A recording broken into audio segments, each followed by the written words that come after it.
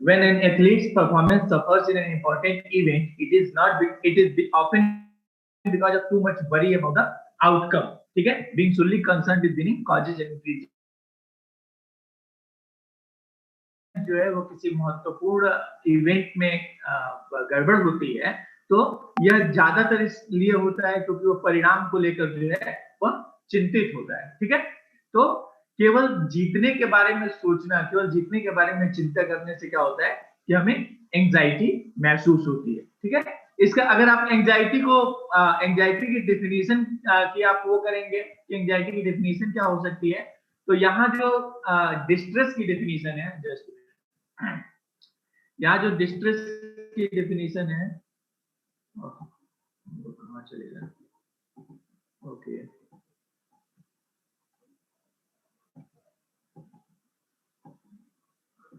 आगे चलेगा।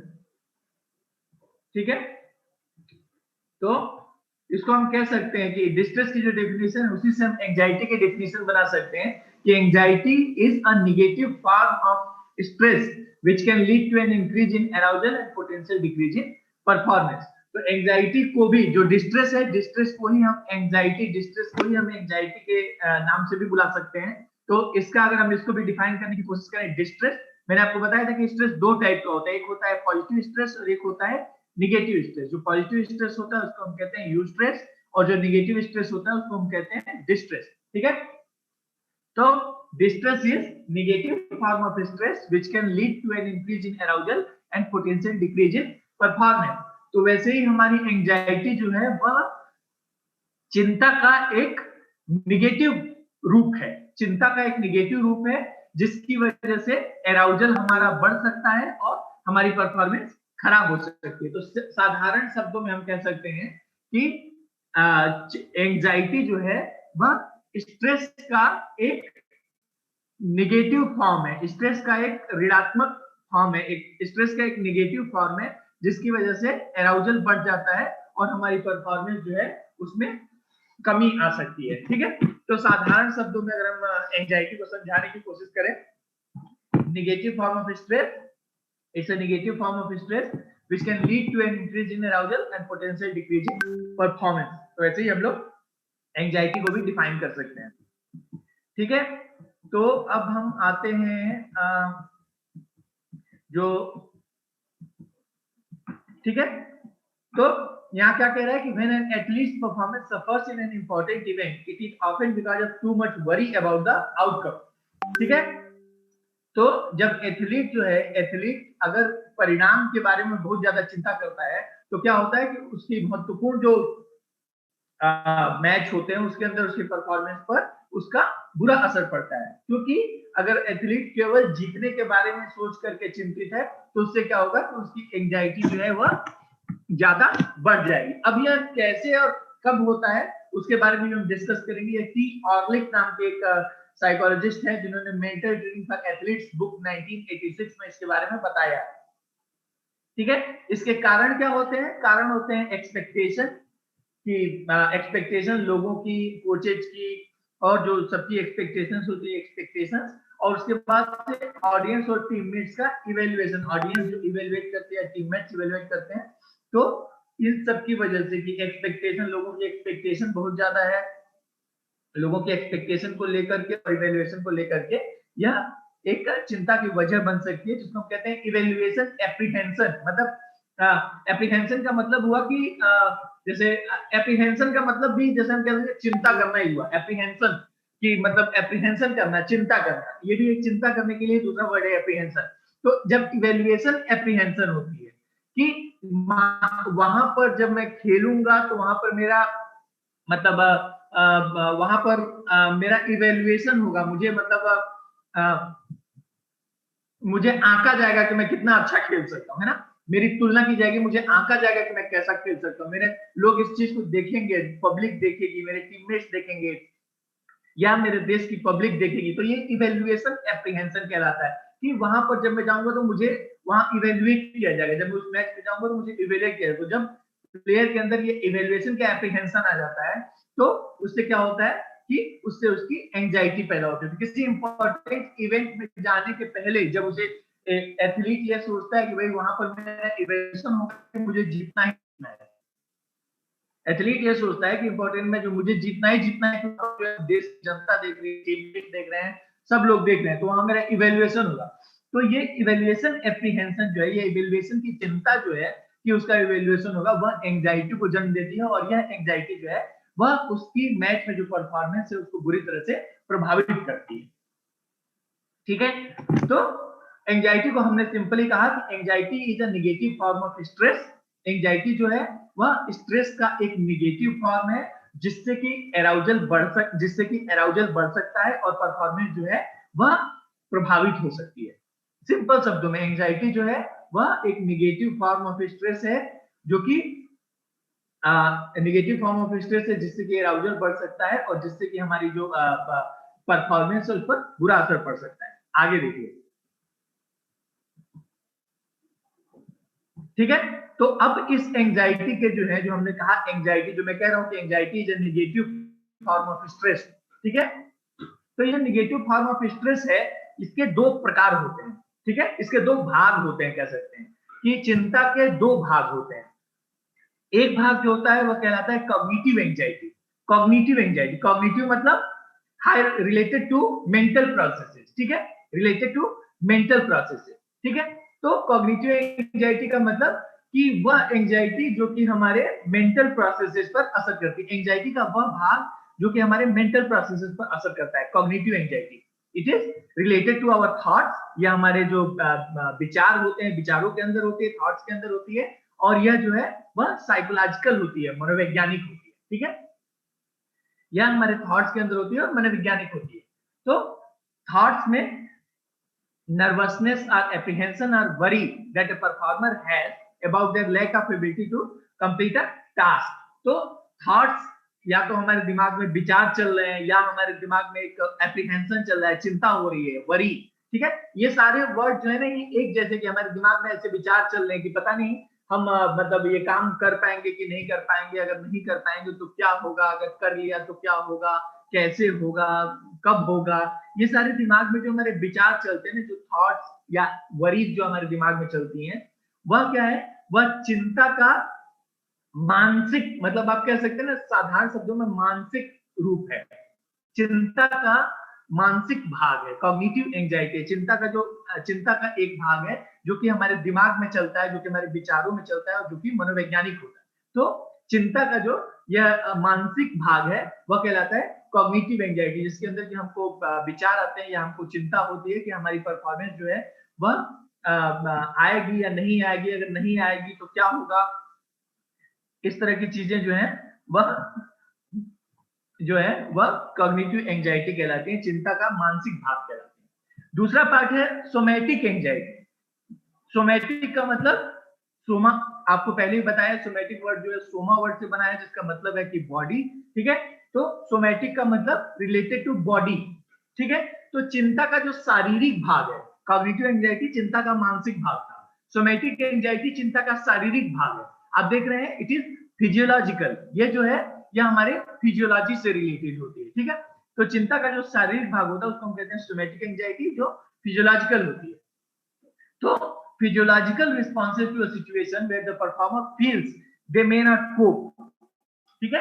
तो जब एक तो जब आप किसी खिलाड़ी किसी ऐसी सिचुएशन में जा रहा है, जब किसी ऐसी सिचुएशन में जा रहा है जहां पर उसको ये लगता है कि उसको परेशानी हो सकती है, तो एक तो उसका एक मानसिक भाग शुरू होता है चिंता का, जहां पर उसके दिमाग में इस तरह के विचार आने लगते हैं कि मैं कर पाऊंगा या नहीं कर पाऊंगा, अगर नहीं कर पाऊंगा तो क्या होगा, लोग क्या कहेंगे। इस तरह के जो मानसिक विचार चलते हैं वो चिंता का मानसिक भाग है। शारीरिक भाग में क्या होगा कि हार्ट रेट बढ़ जाएगी, हाथों में पसीना आने लगेगा, मसल टेंशन हो जाएगी। तो ये जो फिजियोलॉजिकल भाग है वह चिंता का शारीरिक भाग कहलाता है। तो दो भाग हो गए, हमारी जो एंजाइटी है उसके दो भाग हो गए, एक भाग हो गया कॉग्निटिव एंजाइटी और दूसरा भाग हो गया सोमैटिक एंजाइटी, ठीक है, दो भाग हो गए, ठीक है। अब जो है चिंता के टाइप्स, एंजाइटी के टाइप्स भी होते हैं, एंजाइटी के प्रकार भी होते हैं, ठीक है। वहां पर हमने क्या कहा कि चिंता के पार्ट्स, कॉग्निटिव एंजाइटी और सोमैटिक एंजाइटी। जब एंजाइटी होती है तो वो दोनों चीजें, कॉग्निटिव और सोमैटिक एंजाइटी दोनों साथ साथ होती है। कभी भी जब आपको एंजाइटी होगी या किसी को भी एंजाइटी होगी तो उसके दो पार्ट्स होंगे, कॉग्निटिव पार्ट होगा और सोमैटिक पार्ट होगा, उसका मानसिक भाग होगा और शारीरिक भाग होगा। अब चिंता के जो है प्रकार के, किस किस प्रकार की चिंता हो सकती है, एंजाइटी किस किस प्रकार की हो सकती है, ठीक है। तो इसका एक प्रकार जो है वह कहलाता है स्टेट एंजाइटी। यहाँ स्टेट का मतलब, जैसे स्टेट वर्ड के कई मतलब हो सकते हैं, स्टेट का मतलब राज्य भी हो सकता है, ठीक है, लेकिन यहाँ स्टेट का मतलब है अवस्था, ठीक है, अवस्था। स्टेट एंजाइटी अवस्था से संबंधित चिंता, किसी अवस्था से। तो anxiety failed in a particular situation, किसी विशेष अवस्था में जो एंजाइटी फील की जाती है उसको हम कहते हैं स्टेट एंजाइटी। जब किसी एक पर्टिकुलर सिचुएशन में, जैसे कोई प्लेयर है उसको किसी एक पर्टिकुलर सिचुएशन में एंजाइटी फील होती है, लेकिन बाकी सिचुएशंस में एंजाइटी, गेम की मतलब ऐसा हो सकता है कि वो खेलता खेलता जा रहा है और मतलब शुरू से वो मैच खेल रहा है और आराम से उसमें जो है प्री क्वार्टर्स खेले, क्वार्टर्स खेले, सेमीज खेले, तब तक कोई दिक्कत नहीं, और फाइनल में पहुंचा तो एकाएक उसको एक एंजाइटी का आउटबर्स्ट हुआ। तो वहां पर क्या कहा जाएगा कि यह स्टेट एंजाइटी का एग्जांपल है, जहां पर कि उसको एक पर्टिकुलर सिचुएशन में, एक स्पेशल सिचुएशन में जो है उसको एंजाइटी महसूस हो रही है, तो उसको हम कहेंगे कि स्टेट एंजाइटी, ठीक है। And emotional reaction of someone in a situation that they experience as threatening, ठीक है। तो यह क्या है कि किसी ऐसे सिचुएशन, किसी थ्रेटनिंग सिचुएशन में, यानी कि प्लेयर अगर किसी सिचुएशन को अपने लिए खतरनाक समझता है तो उस समय उसका जो इमोशनल रिएक्शन होता है वह कहलाता है स्टेट एंजाइटी। अगर प्लेयर किसी पर्टिकुलर सिचुएशन में किसी पर्टिकुलर सिचुएशन को अपने लिए थ्रेटनिंग समझता है, अपने लिए खतरनाक समझता है, तो उसकी जो इमोशनल रिएक्शन होती है उस सिचुएशन में उसको हम कहते हैं स्टेट एंजाइटी। किसी पर्टिकुलर सिचुएशन में होने वाली जो एंजाइटी होती है वह कहलाती है स्टेट एंजाइटी, ठीक है। तो फॉर एग्जांपल एक एग्जांपल है, a basketball players level of state anxiety would change during the match, ठीक है।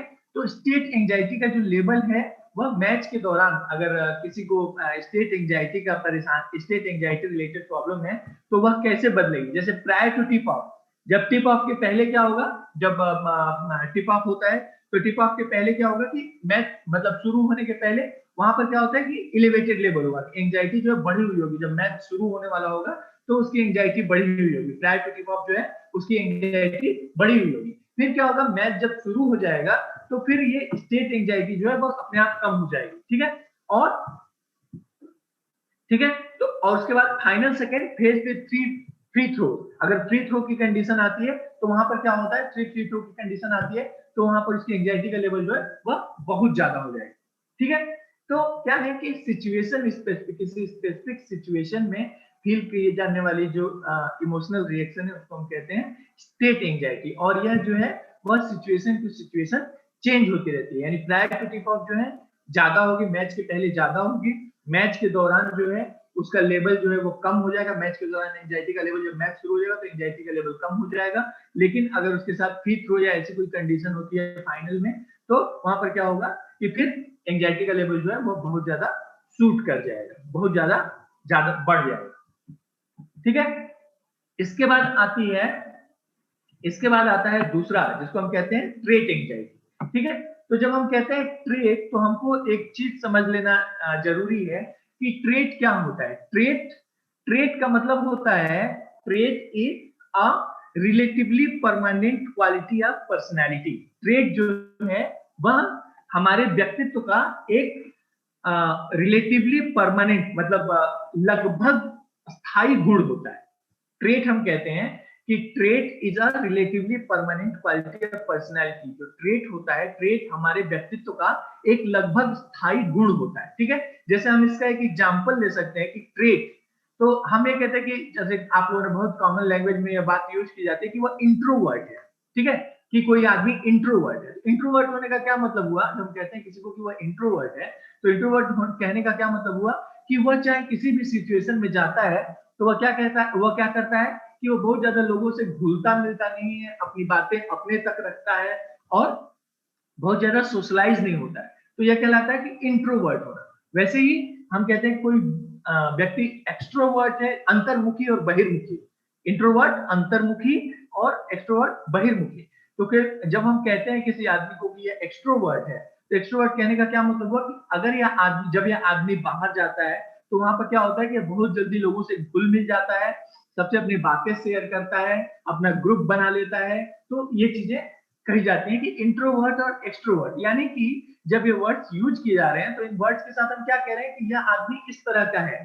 तो यह जो चीजें हैं वह कह रहे हैं कि यह ट्रेट है इसका, इस आदमी का ट्रेट है इंट्रोवर्जन या इस आदमी का ट्रेट है एक्सट्रोवर्जन, यानी कि यह इसके व्यक्तित्व का लगभग स्थायी गुण है। अच्छा, अब लगभग स्थायी क्यों है, स्थायी क्यों नहीं है, परमानेंट क्यों नहीं है? मैं ये क्यों कह रहा हूं कि ये रिलेटिवली परमानेंट है? क्यों कि जैसे मान लीजिए कि हम ये कहें कि कोई बंदा जो है वो साउथ का रहने वाला है, ठीक है, साउथ इंडियन, साउथ की स्टेट से आ रहा है, ठीक है, तो साउथ की स्टेट में, अपनी होम स्टेट में जो है वह हो सकता है कि वह एक्सट्रोवर्ट है, होम स्टेट में लोगों से मिलता जुलता है, अपनी बातें शेयर करता है, सब कुछ बहुत अच्छे चलता है, वहां वह एक्सट्रोवर्ट है पूरी तरह से। लेकिन अगर उसे किसी वजह से नॉर्थ पार्ट में आना पड़े, या किसी वजह से मान लीजिए कोई आदमी इंडियन है, उसको फॉरेन जाना पड़े, तो वहां क्या होगा कि मतलब हो सकता है कि उसका बिहेवियर जो है वो बदल जाए, वो बहुत ज्यादा लोगों से घुले मिले ना, वो बहुत ज्यादा लोगों से बातें ना करे, तो वह इंट्रोवर्ट में भी कन्वर्ट हो सकता है।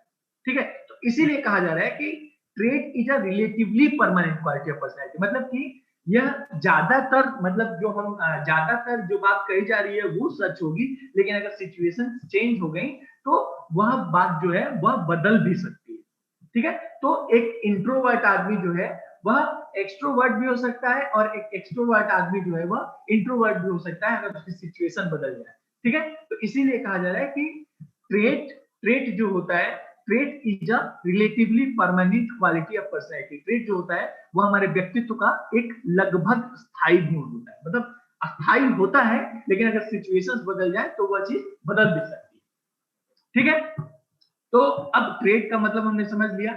अगर यहीं पे एंजाइटी हमारे व्यक्तित्व का ट्रेट बन जाए, एंजाइटी जो है अगर हमारे पर्सनालिटी का ट्रेट बन जाए, तो इसका क्या मतलब होगा कि it will become a relatively permanent quality of personality. इसका मतलब कि व्यक्तित्व का एक लगभग स्थायी गुण बन जाएगा। अगर एंग्जियस होना, ट्रेट एंजाइटी जब करें, एंग्जियस होना वह व्यक्तित्व का लगभग स्थायी गुण बन जाए, मतलब कि यह आदमी जो है जिसको ट्रेट एंजाइटी होगी वह जहां जाएगा वहां एंजाइटी महसूस करेगा।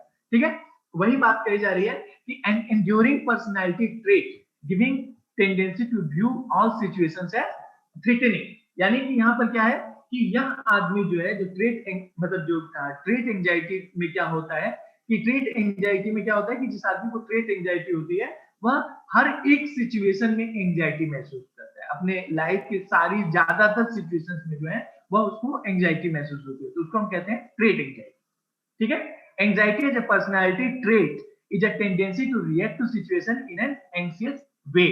तो यहाँ पर क्या होता है कि जब ट्रेट एंजाइटी होती है तो वहां पर व्यक्ति जो होता है वो अपने जीवन की सारी परिस्थितियों में, ज्यादातर परिस्थितियों में जो है वह एंजाइटी महसूस करता है। ठीक है, for example, two rugby players with equal skills are put under pressure to kick a last minute goal. यहाँ पर क्या सिचुएशन दी जा रही है कि दो रग्बी प्लेयर हैं, रग्बी के प्लेयर हैं जिनकी स्किल्स एक जैसी है, ठीक है, और उन दोनों को लास्ट मिनट गोल के लिए किक करने के लिए सिचुएशन दी जा रही है कि उनको लास्ट मिनट में गोल को किक करना है, यानी कि उनके ऊपर प्रेशर दिया जा रहा है। टू रग्बी प्लेयर्स, ठीक है, they have different state anxiety reactions to the situation because of their personality. ठीक है, तो अब क्या होगा कि दोनों की जो ट्रेट एंजाइटी का लेवल है, दोनों प्लेयर्स की जो ट्रेट एंजाइटी का लेवल है उस पर डिपेंड करेगा कि उनकी स्टेट एंजाइटी कितनी ज्यादा बढ़ती है। ठीक है, ट्रेट एंजाइटी की, दोनों की जो ट्रेट एंजाइटी का लेवल है, दोनों की जो पर्सनैलिटी के अंदर, जो हम कह रहे हैं ना कि दोनों की जो पर्सनैलिटी के अंदर एंजाइटी का जो परमानेंट लेवल है उस पर डिपेंड करेगा कि वो सिचुएशन में कितना ज्यादा एंजाइटी महसूस करेंगे, यानी कि उस पर्टिकुलर सिचुएशन में कितना ज्यादा एंजाइटी महसूस करेंगे, जो कि स्टेट एंजाइटी कही जा रही है, वह इस पर डिपेंड करेगा कि उनकी पर्सनैलिटी के अंदर कितनी एंजाइटी है, जो कि ट्रेट एंजाइटी। ठीक है, तो लेड बैक जिस आदमी का लेड बैक एटीट्यूड होगा, यानी कि जिसकी ट्रेट एंजाइटी जो है वह लो होगी, जिसके अंदर पर्सनैलिटी के अंदर एंजाइटी, जो परमानेंट एंजाइटी है वह कम है, वह क्या करेगा, doesn't perceive kick as overly threatening. उसको लगेगा कि किक लेना जो है इतना ज्यादा भी मतलब खतरनाक नहीं है, doesn't experience any more state anxiety then expected. तो एक नॉर्मल प्लेयर से हम यह उम्मीद करते हैं, कोई नॉर्मल प्लेयर जब लास्ट मिनट किक लेता है,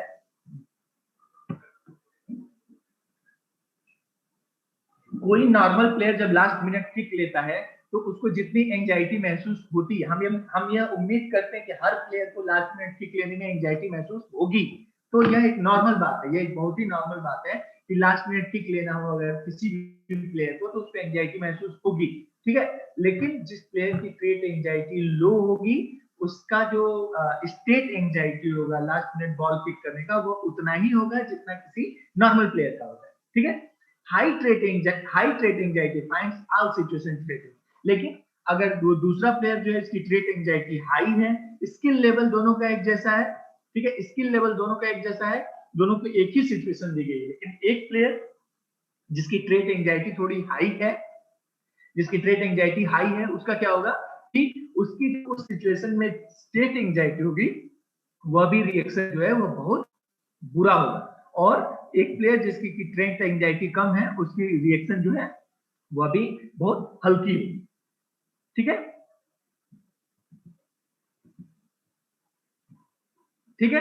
अब क्या कहा जा रहा है इसमें आगे, there is a direct relationship between a person's level of trait and state anxiety, यानी कि यह क्या कह रहा है कि किसी आदमी की ट्रेट और स्टेट एंजाइटी का जो लेवल होता है उन दोनों में सीधा संबंध होता है। अगर आपके अंदर ट्रेट एंजाइटी है, अगर आपके अंदर ट्रेट एंजाइटी का लेवल हाई है तो यह उम्मीद की जाएगी कि किसी एक सिचुएशन में आपकी स्टेट एंजाइटी का लेवल भी हाई होगा। लेकिन अगर आपकी ट्रेट एंजाइटी लो है तो नॉर्मली क्या होगा कि आपकी स्टेट एंजाइटी का लेवल भी लो रहेगा। तो यानी ट्रेट एंजाइटी और स्टेट एंजाइटी में सीधा संबंध है। ट्रेट एंजाइटी हाई होगी, अगर किसी की ट्रेट एंजाइटी ज्यादा है तो किसी स्पेसिफिक सिचुएशन में उसकी स्टेट एंजाइटी भी ज्यादा होगी। लेकिन अगर किसी की ट्रेट एंजाइटी कम है तो ज्यादातर सिचुएशन में यह उम्मीद की जाती है कि उसकी स्टेट एंजाइटी भी कम होगी। Those who score high and measures of trait anxiety experience more state anxiety in highly competitive and evaluative situation. तो जो मैं बात कह रहा था, अगर किसी प्लेयर की ट्रेट एंजाइटी हाई है तो क्या होगा, ट्रेट एंजाइटी हाई है तो क्या होगा कि कम्पिटिटिव सिचुएशन में जो है उसकी स्टेट एंजाइटी भी हाई ही होगी। Through experience, an athlete with high trait anxiety can learn to cope with a particular situation and lower their state anxiety. ठीक है, तो क्या होता है कि ऐसा भी हो सकता है कि किसी प्लेयर की अगर ट्रेट एंजाइटी हाई, किसी प्लेयर की ट्रेट एंजाइटी हाई हो सकती है, लेकिन क्या होगा, ये हो सकता है कि अगर उसको अच्छा खासा एक्सपीरियंस हो जाता है तो वह कम्पिटिटिव सिचुएशन में अपनी स्टेट एंजाइटी को कंट्रोल करना भी सीख सकता है। तो ये हो सकता है कि उसकी ट्रेट एंजाइटी हाई हो लेकिन कंपटीशन की सिचुएशन में उसकी स्टेट एंजाइटी उतनी ज्यादा न बढ़े, यह उसके एक्सपीरियंस और स्किल लेवल पर डिपेंड करता है।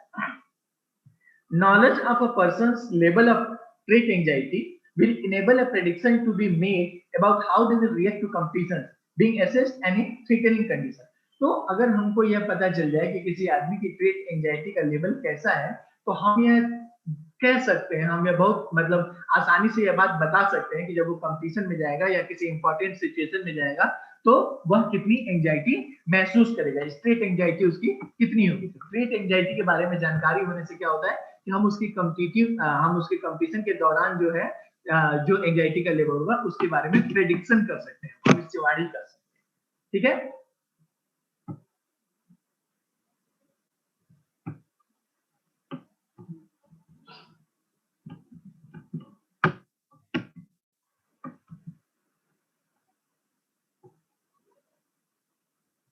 ठीक है, तो उसके बाद हमारा अगला टॉपिक आता है जिसको हम कहते हैं एग्रेशन। एग्रेशन आक्रामकता।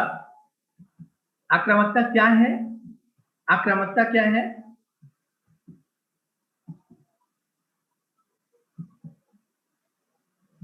आक्रामकता क्या है?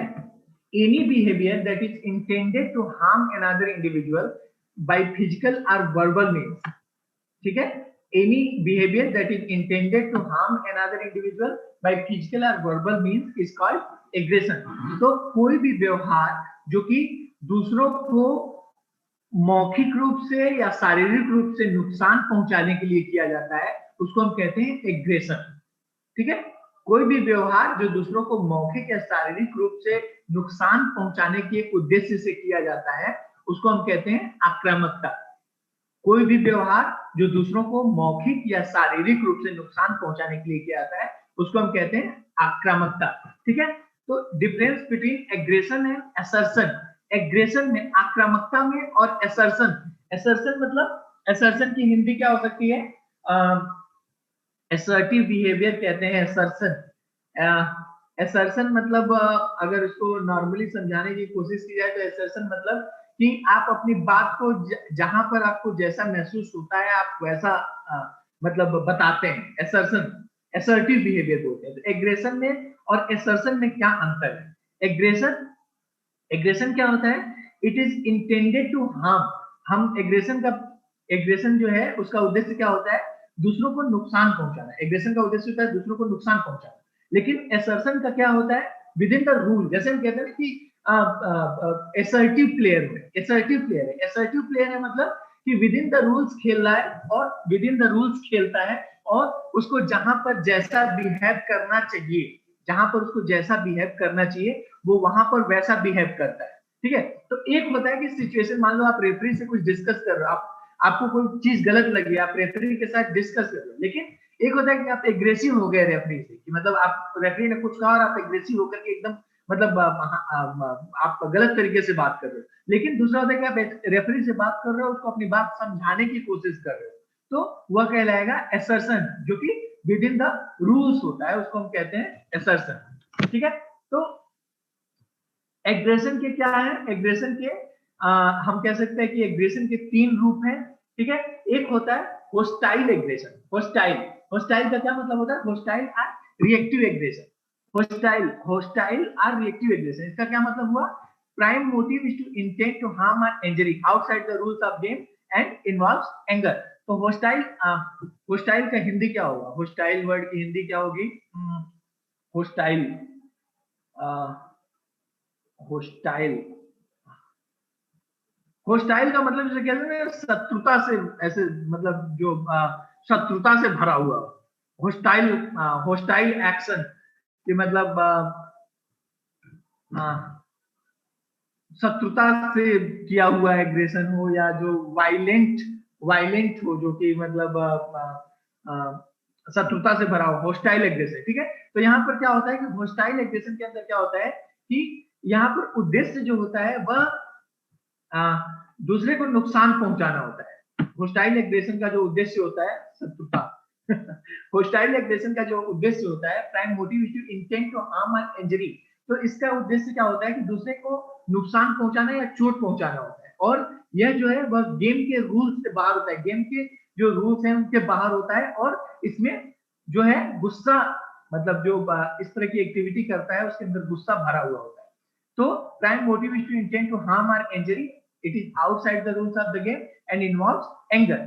ठीक है, instrumental aggression, instrumental aggression, instrumental aggression का मतलब, इंस्ट्रूमेंटल एग्रेशन का मतलब होता है कि when aggression is used in a positive way, aggression is used in a instrumental way, जब हम एग्रेशन का प्रयोग कर लेते हैं, एग्रेशन का योग, एग्रेशन का यूज अपने फायदे के लिए कर लेते हैं, एक इंस्ट्रूमेंटल एग्रेशन। ठीक है, यहाँ पर क्या होता है कि it is within the rules, ये जो है रूल्स के अंदर होता है, although the prime motive is successful execution of the skill there is still intent to harm. ठीक है, तो यह क्या होता है कि इंस्ट्रूमेंटल एग्रेशन में क्या होगा कि इंस्ट्रूमेंटल एग्रेशन में, कि इंस्ट्रूमेंटल एग्रेशन में जो गुस्सा, इसके अंदर भी कहा जा रहा है कि एंगर इज नॉट एविडेंट, इसमें गुस्सा जो है दिखाई नहीं देता है, होता है अंदर से, जो है वो गुस्सा होता है, एग्रेशन होती है अंदर से, लेकिन वो दिखाई नहीं देती है। और क्या होता है कि वह जो खिलाड़ी है वह अपने आक्रामकता का उपयोग जो है वह अपनी स्किल को अच्छे से यूज करने में करता है। ठीक है, हो सकता है कि वो अपनी स्किल को ऐसे इस्तेमाल कर रहा है कि दूसरे को नुकसान पहुंचे, लेकिन वह with in the rules of the game. ठीक है, वह with in the rules of the game है। तो होस्टाइल एग्रेशन में यह अंतर है कि रूल, गेम के रूल के बाहर जाकर के, गेम के रूल के बाहर जाकर के जो है प्लेयर जो है वह नुकसान पहुंचाने या इंजरी पहुंचाने के लिए गेम के रूल के बाहर जाके सामने वाले को अटैक करता है और उसका गुस्सा दिखाई देता है। लेकिन इंस्ट्रूमेंटल एग्रेशन में क्या होता है कि गुस्सा दिखाई नहीं देता है, गुस्सा होता है लेकिन गुस्सा दिखाई नहीं देता है, और वहां पर जो है रूल्स के अंदर जो है वह क्या करता है, रूल के अंदर रह करके ही प्लेयर अपनी स्किल को इतने अच्छे से परफॉर्म करने की कोशिश करता है जिससे कि सामने वाले को नुकसान पहुंच भी सकता है। ठीक है, तो यहाँ पर क्या हो रहा है कि होस्टाइल एग्रेशन में दूसरे को नुकसान पहुंचाने की कोशिश की जा रही है और गेम के रूल के बाहर जाया जा रहा है, लेकिन इंस्ट्रूमेंटल एग्रेशन में गेम के रूल के बाहर नहीं जाया जाता और जनरली मतलब दूसरे को नुकसान पहुंचाने की कोशिश नहीं की जाती, बल्कि अपने आक्रामकता को जो है वह अपनी परफॉर्मेंस को बढ़ाने में इस्तेमाल किया जाता है। आक्रामकता को यहाँ पर इंस्ट्रूमेंटल एग्रेशन के अंदर परफॉर्मेंस को बढ़ाने में इस्तेमाल किया जाता है, जबकि होस्टाइल एग्रेशन के अंदर आक्रामकता का प्रयोग दूसरे को नुकसान पहुंचाने के लिए किया जाता है। ठीक है, असर्टिव बिहेवियर, असर्टिव, अब देखो इंस्ट्रूमेंटल एग्रेशन और असर्टिव बिहेवियर में क्या अंतर है? इंस्ट्रूमेंटल एग्रेशन और असर्टिव बिहेवियर में क्या अंतर है? doesn't attempt to harm and it is within the rules and spirit of the game, described as non-hostile self-protective mastery behavior।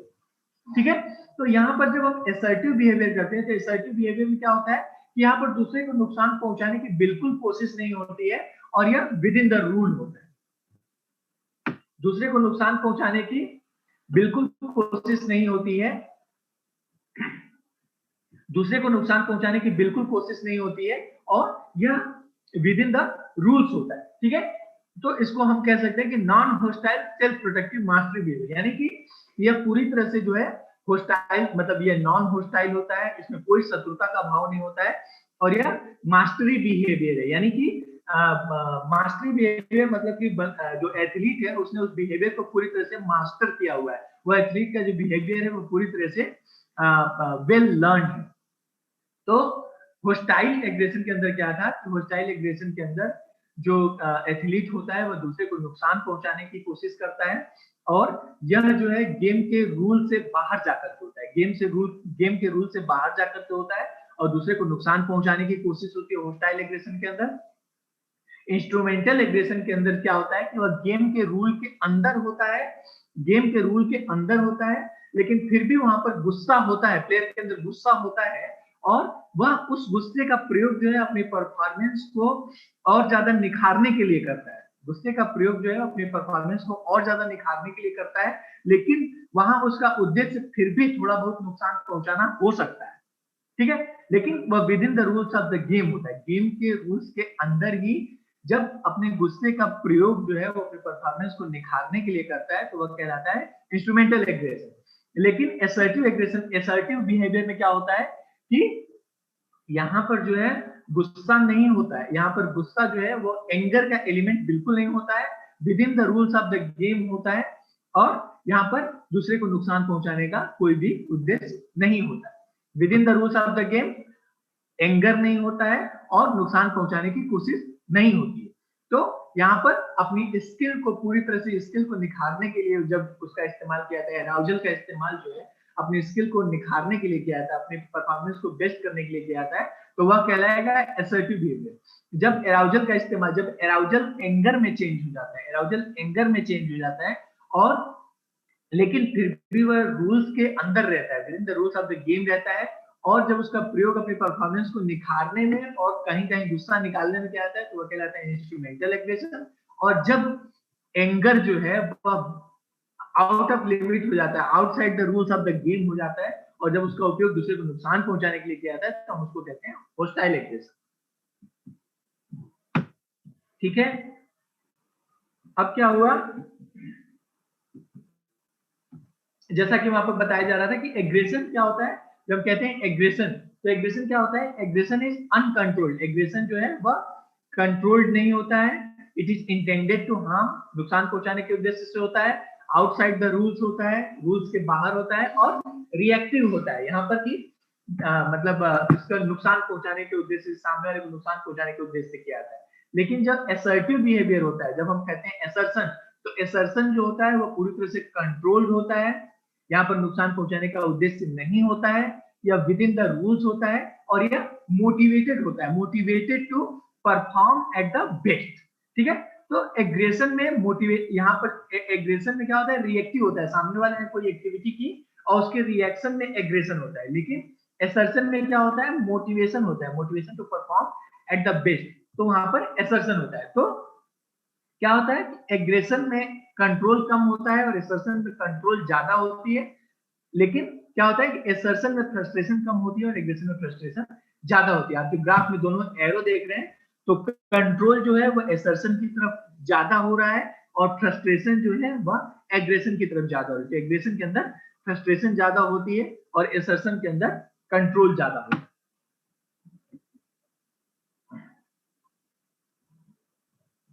ठीक है, तो एग्रेशन की वजह क्या हो सकती है, what may be the cause of aggression, aggression के कारण क्या हो सकते हैं। Nature of the game, contact और नॉन कंटैक्ट गेम। ठीक है, तो यहाँ पर क्या होगा कि कंटैक्ट गेम्स जो होते हैं, ऐसे गेम जिनमें कंटैक्ट होता है, बॉडी टू बॉडी कंटैक्ट होता है, उन गेम्स में एग्रेशन ज्यादा हो गया। नॉन कंटैक्ट गेम्स जो है उन गेम्स में एग्रेशन जो है वह थोड़ी कम होती है, तो कंटैक्ट गेम्स में एग्रेशन ज्यादा होती है।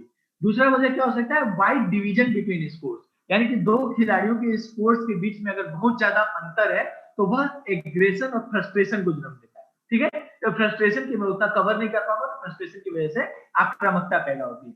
Previous experiences could cause grudges और स्कोर्स टू सेटल, तो अगर उन दोनों खिलाड़ियों के बीच पहले भी मैचेस हुए हैं और उन मैचेस में ऐसा हुआ है कि हार जीत का सामना, भाई मैचेस होते हैं तो हार जीत होती है, तो वो पुराने जो हार जीत है उसको सेटल करने के चक्कर में जो है वहां भी एग्रेशन पैदा होता है। Frustration caused by poor form, opposition and referee decision, अगर खिलाड़ी जो है उसकी फॉर्म खराब है, ठीक है, खिलाड़ी की फॉर्म खराब है या रेफरी के डिसीजन जो है वो सही नहीं हो रहे हैं, तो इससे जो फ्रस्ट्रेशन पैदा होगा, फ्रस्ट्रेशन से फिर आगे एग्रेशन होगी। तो फॉर्म खराब है या रेफरी के डिसीजन सही नहीं आ रहे हैं तो उससे फ्रस्ट्रेशन हो सकती है। होस्टाइल क्राउड, अगर क्राउड जो है, जनता जो है आसपास, जनता जो मैच देख रही है, जो क्राउड मैच देख रहा है, वो अगर होस्टाइल है, यानी कि यह बहुत ज्यादा इंपॉर्टेंट है कि अगर हमारा प्लेयर जो है किसी फॉरेन कंट्री में खेल रहा है जहाँ की अगर किसी लोकल प्लेयर के साथ आपका मैच है तो local the crowd is going to support the local boy, ठीक है, तो it will be hostile to your player. तो यहाँ पर हमें इस चीज की उम्मीद करनी चाहिए कि the crowd will be hostile and the player should be prepare to not lose his temper. ठीक है, तो होस्टाइल क्राउड जो है, अगर कहीं पर आप ऐसी जगह पर मैच खेल रहे हैं तो वहां पर हमें प्रिपेयर होना चाहिए। वेन्यू, होम और अवे, जब आप अपने होम कंट्री में खेलते हैं तो होम कंट्री में जो है वह क्या होगा, होम कंट्री में क्या होगा, एग्रेशन के चांसेस ज्यादा होंगे, और बाहर जो है वो डिपेंड करता है कि मतलब क्राउड कैसी दिख रही है, क्राउड कैसी दिख रही है और बिहेवियर कैसा दिख रहा है, उस पर डिपेंड करेगा कि आप होम क्राउड में ज्यादा एग्रेसिव होंगे या फॉरेन कंट्री में ज्यादा एग्रेसिव होंगे, तो डिपेंड करेगा वेन्यू पर भी।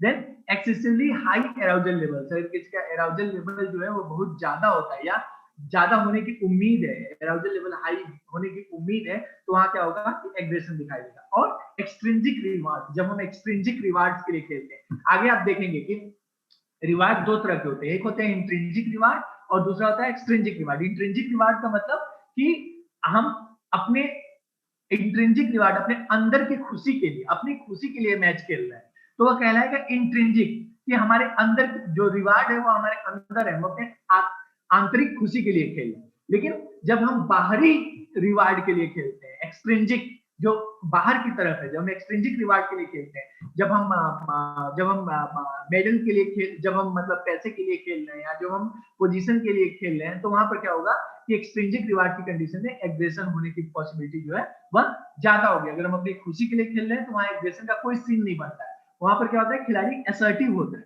लेकिन अगर हम एक्सट्रिंसिक रिवार्ड के लिए खेल रहे हैं तो वह हम एग्रेसिव होते हैं। ठीक है, तो these are the causes of aggression. ठीक है, तो इसके अब हमने ये खत्म कर लिया इसको, और अब जो है हम इसका जो अगला पार्ट है वह शुरू करेंगे। अगला पार्ट था हमारा एराउजल एंड परफॉर्मेंस।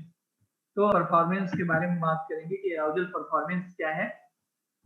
ठीक है, एराउजल एंड परफॉर्मेंस रिलेशनशिप, इसी में एराउजल एंड परफॉर्मेंस रिलेशनशिप क्या है, तो पहले हम एराउजल को डिफाइन करेंगे कि एराउजल क्या चीज है। ठीक है, एराउजल जो मैंने आपको लास्ट टाइम बताया था कि एराउजल के बारे में बताया था, it is necessary for peak performance. Arousal जो है ऐसा नहीं है कि मतलब हम बार बार एराउजल का नाम ले रहे हैं तो यह एराउजल जो है वह हमेशा खराब है, नहीं, एराउजल जो है वह बेस्ट परफॉर्मेंस के लिए बहुत जरूरी है, it is necessary for peak performance.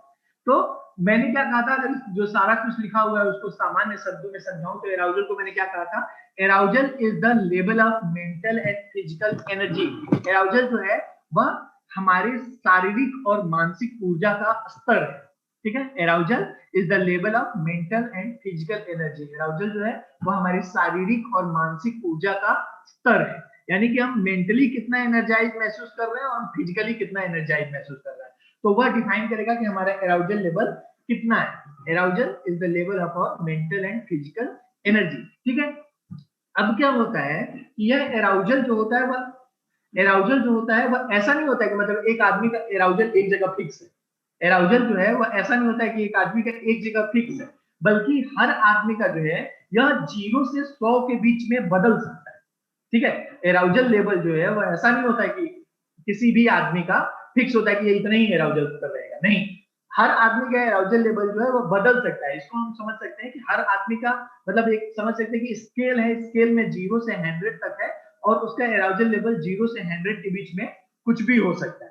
ठीक है, उसका किसी का भी एराउजल लेवल वह 0 से 100 के बीच में कुछ भी हो सकता है। अब क्या हुआ कि एराउजल लेवल 0 होने का क्या मतलब हुआ, जैसे मैंने एराउजल को डिफाइन किया कि arousal is the level of mental and physical energy.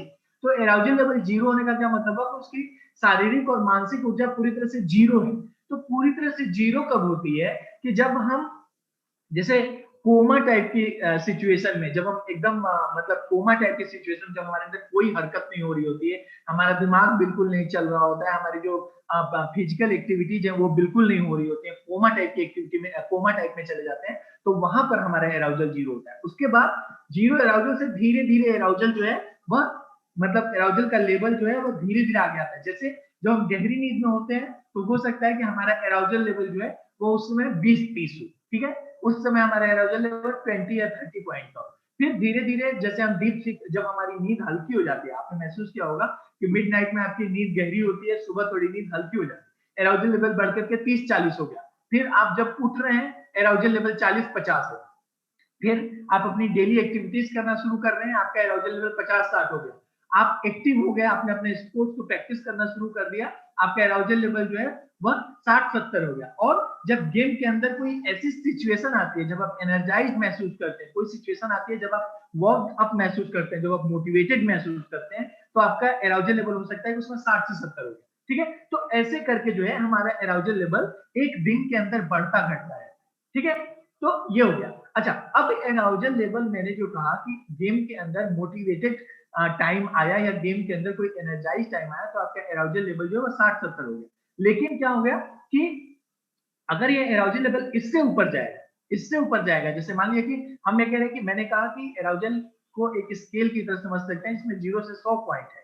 तो अगर ये एराउजल 100 पॉइंट का हो गया तो मतलब कि आपकी मेंटल और फिजिकल एनर्जी इतनी ज्यादा हो गई, मैक्सिमम हो गई। अब क्या है कि आप इसको कंट्रोल ही नहीं कर पा रहे, यानी कि आपकी एक पागलपन टाइप की अवस्था हो गई, फ्रेंजी, स्टेट ऑफ फ्रेंजी, एक पागलपन टाइप की अवस्था होगी।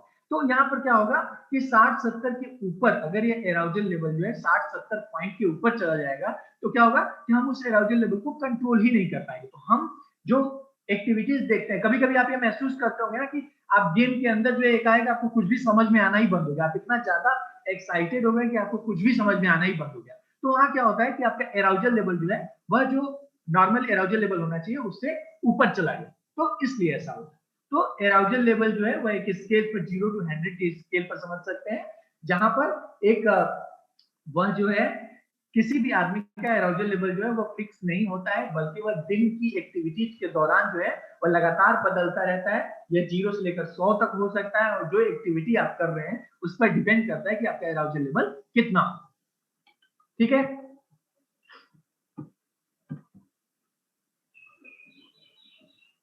ठीक है, तो एराउजल लेवल जो है एराउजल लेवल जो है is an energising function that is responsible for harnessing of the bodies resources for intense and vigorous activity. ठीक है, तो एराउजल लेवल हमारा कितना है उस पर यह डिपेंड करता है कि हम अपनी एक्टिविटी में कितना जोर लगा पाएंगे।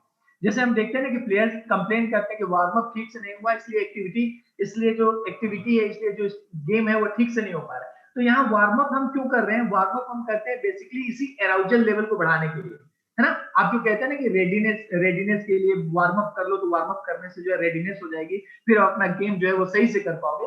तो उसी वार्म अप से क्या होता है, उसी जो रेडीनेस है ना, उसी रेडीनेस को हम एराउजल कहते हैं। ठीक है, तो सामान्य शब्दों में जो आप ये वर्ड देख रहे हो एराउजल, इसको आप कह सकते हो readiness, mental and physical readiness. ठीक है। तो हम आप ये देखते हो कि वार्म अप अगर ठीक से नहीं हुआ तो क्या होगा कि प्लेयर का परफॉर्मेंस जो है वो उतने अच्छे से परफॉर्म नहीं कर पाया।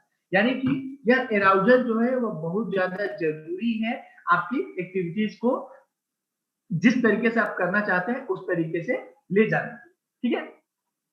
और क्या है, the level of arousal and athletic experiences is a major contributing factor to subsequent performance in terms of both the quality of movement and the quantity of outcome। तो एराउजल पर जो एराउजल का लेवल जो है वो उस पर डिपेंड करता है कि उसकी जो एराउजल का लेवल पर ये डिपेंड करता है कि वो जो एक्टिविटी कर रहा है, मतलब एक तो गेम का रिजल्ट भी इसके ऊपर डिपेंड करता है और वो गेम कैसे खेला जा रहा है वह भी एराउजल के लेवल पर डिपेंड करता है। कि अगर ऑप्टिमल एराउजल का लेवल है, अगर आदर्श एराउजल का लेवल है, आदर्श रेडीनेस का लेवल है, तो क्या होगा कि वो गेम को भी बेस्ट तरीके से खेलेगा और उसका जो आउटकम है वो भी पॉजिटिव आएगा, वो मैच को जीतेगा भी। लेकिन अगर उसकी रेडीनेस का लेवल उतना अच्छा नहीं है, अगर एराउजल का लेवल जो है वो उसके कंट्रोल के अंदर नहीं है, तो क्या होगा कि वह गेम में खेल भी उतने अच्छे से नहीं पाएगा और उसकी परफॉर्मेंस भी उतने अच्छे से नहीं आ पाएगी। ठीक है। तो यह एराउजल और परफॉर्मेंस के बीच रिलेशनशिप है। उसके बाद क्या होता है, अब हम जो है कुछ जो साइंटिस्ट हैं उन्होंने समझाने की कोशिश की है कि एराउजल और परफॉर्मेंस के बीच क्या रिलेशनशिप होती है, मतलब एराउजल और परफॉर्मेंस जो है वो एक दूसरे से किस तरीके से संबंधित है। एराउजल और परफॉर्मेंस जो है वो एक दूसरे से किस तरीके से संबंधित है। तो पहली थ्योरी जो आती है, पहली थ्योरी आती है हल की। हल नाम के एक साइंटिस्ट है जिन्होंने एराउजल और परफॉर्मेंस की थ्योरी को समझाने की कोशिश की है। यहाँ पर आप राइट साइड में ग्राफ देख रहे हैं, राइट साइड में ग्राफ दिख रहा है जहां पर नीचे जो है, नीचे वाली जो इसको एक्सिस कहते हैं, तो नीचे वाली जो लाइन है उस पर लिखा हुआ है एराउजल, और जो राइट साइड वाली जो दूसरी साइड वाली लाइन है उस पर लिखा हुआ है परफॉर्मेंस। ठीक है। तो हल की थ्योरी सिंपल शब्दों में, साधारण शब्दों में यह हल थ्योरी क्या कहती है कि आप इन दोनों के बीच में एक सीधी लाइन देख सकते हैं, सीधी लाइन ऊपर की तरफ जाती है। ठीक है। इसका मतलब क्या हुआ कि यह मान लो कि अच्छा यहाँ पर हाथ भी नहीं रख सकते हैं ना तुम लोग ठीक है। तो यहाँ पर मान लो कि जैसे ये एराउजल वाली लाइन है, आपको जो तीर दिखाई दे रहा है, तो तीर मान लो कि तीर जहां से शुरू हो रहा है वह 0 है और जहां पर तीर का जो अंत है वो 100 है। ठीक। और वैसे ही जहां परफॉर्मेंस दिखाई दे रही है, वहां जो तीर जहां से शुरू हो रहा है वह 0 है और जहां पर ऊपर जो उसका अंत हो रहा है वहां 100 है, दोनों साइड में। ठीक है। तो इसका मतलब क्या हुआ कि जहां पर ये लाइन शुरू हो रही है, बीच वाली लाइन जहां पर शुरू हो रही है, वहां एराउजल और परफॉर्मेंस दोनों 0-0 पॉइंट पर है। ठीक। एराउजल और परफॉर्मेंस दोनों 0-0 पॉइंट पर है। यानी कि जब बंदे का एराउजल 0 होगा तो इसका मतलब परफॉर्मेंस भी 0 होगा। ये लाइन ये कह रही है कि जब बंदे का एराउजल 0 है तो परफॉर्मेंस भी 0 है। धीरे धीरे जो मान लो कि हम कहें कि एराउजल 10 पॉइंट हो गया, तो 10 पॉइंट हो गया तो उसको ला के जब सीधा दूसरी लाइन पर मिलाएंगे तो इसका मतलब उसकी परफॉर्मेंस भी 10 पॉइंट होगी। जब एराउजल 20 पॉइंट होगा तो परफॉर्मेंस भी 20 पॉइंट होगी। जब एराउजल 30 पॉइंट होगा, और ऐसे ही एराउजल जितना बढ़ता जाएगा परफॉर्मेंस उतनी ज्यादा बढ़ती जाएगी। ठीक है। तो यह ड्राइव थ्योरी जो है, यह जो थ्योरी है यह कह रही है कि एराउजल जितना बढ़ता जाता है साथ साथ परफॉर्मेंस जो है वह भी उसके साथ बढ़ती है। एराउजल और परफॉर्मेंस के बीच में मतलब ऐसे शुरू होता है और जो जो जो जो जो जो इसकी एराउजल एराउजल जो जो बढ़ता जाएगा परफॉर्मेंस भी धीरे धीरे धीरे धीरे एकदम सीधी लाइन में बढ़ जाएगी। यानी कि अगर 100 पॉइंट का एराउजल होगा तो परफॉर्मेंस भी 100 पॉइंट की होगी। ठीक है। इनका कहना ऐसा था, हल जो ड्राइव थ्योरी भी है उनका कहना ऐसा था कि जो जो एराउजल बढ़ता जाता है क्योंकि उसके साथ साथ परफॉर्मेंस भी बढ़ती जाती है। ड्राइव का मतलब क्या हुआ, ड्राइव इज डायरेक्टेड और मोटिवेटेड और energised behaviour that an individual has towards achieving a certain goal. तो ड्राइव का क्या मतलब हुआ कि इंडिविजुअल का किसी गोल को अचीव करने के लिए इंडिविजुअल का एक जो मोटिवेटेड बिहेवियर होता है, इंडिविजुअल का जो मोटिवेटेड, जैसे हम कहते हैं ड्राइव कि ड्राइव टू अचीव सक्सेस। ठीक है। ड्राइव टू अचीव सक्सेस यानी कि सफलता प्राप्त करने का जो ड्राइव, कि हम सफलता प्राप्त करने, हम जिंदगी में सफलता प्राप्त करना चाहते हैं और उसके लिए पूरा लगे हुए, तो हमारा जो ये मोटिवेटेड बिहेवियर होगा to achieve success is drive to achieve success. ठीक है। ये ड्राइव कहलाएगा। हमारा जो मोटिवेटेड बिहेवियर होगा सक्सेस को हासिल करने के लिए, हम जो मतलब सारी पढ़ाई कर रहे हैं, सारी मेहनत कर रहे हैं कि हम सफल हो जाए, तो हमारा जो यह पढ़ाई है, ये जो सारा मेहनत है, वो कहलाएगा कि it is our drive to achieve success. तो यह ड्राइव हमारा जो मोटिवेटेड बिहेवियर, हमारा जो डायरेक्टेड बिहेवियर होता है कि हम सारा प्रयास उसी दिशा में करते हैं, ठीक है, सारा प्रयास जो है उस सफलता की दिशा में, जो सफलता की दिशा में हम जो सारी अपनी एनर्जी लगा देते हैं, सारा अपना मोटिवेशन लगा देते हैं, तो यह कहलाता है कि हमारा ड्राइव, ठीक है। तो इनका क्या कहना था, जैसे मैंने अभी बताया कि एराउजल और परफॉर्मेंस के बीच लीनियर रिलेशनशिप होती है, सीधी रेखा होती है, और जो जो एराउजल बढ़ता जाएगा क्यों जो है परफॉर्मेंस जो है वो बढ़ती जाएगी, ठीक है। इसका क्या मतलब हुआ कि a very high arousal level would result in a high performance level, ठीक है। अब क्या है, अब इसमें दो बातें आ गई, इसमें इन्होंने दो बातें कह दी जो कि दो बातें कह दी जिनको हमको समझना पड़ेगा। इन्होंने ये तो कह दिया कि हाई परफॉर्मेंस लेवल जो है, हाई एराउजल लेवल से जो है हाई परफॉर्मेंस लेवल आएगी, लेकिन provided the skill is well learn, यानी कि अगर प्लेयर उस स्किल को बहुत अच्छे से जानता है, ठीक है, अगर प्लेयर उस स्किल को बहुत अच्छे से जानता है तब तो उसका एराउजल बढ़ेगा, तो परफॉर्मेंस बढ़ेगी। यानी कि अगर हम माइकल फेलिप्स की बात करें, अगर हम सचिन तेंदुलकर की बात करें, तो वह अपनी जो गेम स्किल है उसको इतने अच्छे से जानते हैं कि उनका जो जो एराउजल बढ़ता जाएगा तो परफॉर्मेंस बढ़ती जाएगी, ठीक है। Provided the skill is well learn, player जो है वह अगर अपनी स्किल को बहुत अच्छे से जानता है तो क्या होगा कि उसका एराउजल के साथ साथ जो है उसकी परफॉर्मेंस बढ़ती जाएगी। लेकिन अगर आपका स्किल लेवल उतना अच्छा नहीं है, अगर प्लेयर का स्किल लेवल उतना अच्छा नहीं है, तो क्या होगा कि यह रिलेशनशिप, यह संबंध जो है वह लीनियर ना होकर के चेंज हो जाएगा। मतलब अगर प्लेयर अपनी स्किल को बहुत, अब कैसा होगा वह आगे बताएंगे, आगे वाले थ्योरी में बताएंगे कैसा होगा, लेकिन इन्होंने ये कहा कि अगर स्किल बहुत अच्छे से जानता है प्लेयर, तब होगा कि एराउजल परफॉर्मेंस में सीधी रेखा, एराउजल बढ़ने के साथ साथ परफॉर्मेंस बढ़ेगा। लेकिन अगर जो स्किल है वह उतने अच्छे से नहीं जानता है, अगर बहुत अच्छे से वह ट्रेंड नहीं है, तो क्या होगा कि ऐसा नहीं होगा कि एराउजल बढ़ने के साथ साथ परफॉर्मेंस बढ़ेगा, बल्कि वहां पर कुछ चेंज हो सकता है। दूसरा क्या है, however if the skill is not well learned, performance of skill will deteriorate as arousal increases। तो इन्होंने कहा कि अगर स्किल उतनी अच्छे से नहीं जानता है प्लेयर, तो क्या होगा कि परफॉर्मेंस जो है वह एराउजल बढ़ने के साथ साथ घटेगी। पहले में क्या कहा कि अगर स्किल अच्छे से जानता है तो स्किल अगर अच्छे से जानता है तो एराउजल बढ़ने के साथ साथ परफॉर्मेंस बढ़ेगी। अगर स्किल अच्छे से जानता है, बहुत अच्छे से अपनी स्किल का मास्टर है, तो एराउजल बढ़ने के साथ साथ परफॉर्मेंस बढ़ेगी। लेकिन अगर स्किल उतने अच्छे से नहीं जानता है तो क्या होगा कि एराउजल बढ़ेगा, और एराउजल अगर ज्यादा बढ़ गया तो उसके साथ परफॉर्मेंस जो है वह कम हो जाएगी, ठीक है। तो यह हल की ड्राइव थियरी है। चलो ठीक है, फिर आप लोगों की अगली क्लास है, हम लोग इसको आज यहीं फिनिश करते हैं, और फिर अगली क्लास में जो है इसको और डिस्कस करेंगे, ठीक है। सो चलो, थैंक यू सो मच। मैं सेशन को एंड कर रहा हूं, और फिर जो है हम लोग